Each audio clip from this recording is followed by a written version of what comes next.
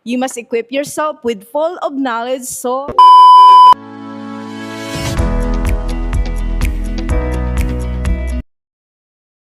So hello guys, ayan, nandito pala ako ulit sa MedPro. So syempre, first day ko kasi. First day ko kasi. So madam, may tatanong ako sa inyo. Ano po bang maipapayo nyo sa mga OFW na gustong mag-aral or gustong mag-change career? ang may papayo ko lang is, guys, hindi pa huli ang lahat.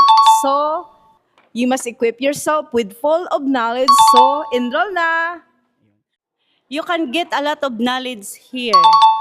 So, what you are waiting for? Enroll na. Because, look at this one. We have basic life support. We have certificate in card. If you can enroll here, you have this one. You have certificate for from the MidPro. So ma'am, ano nga po yan?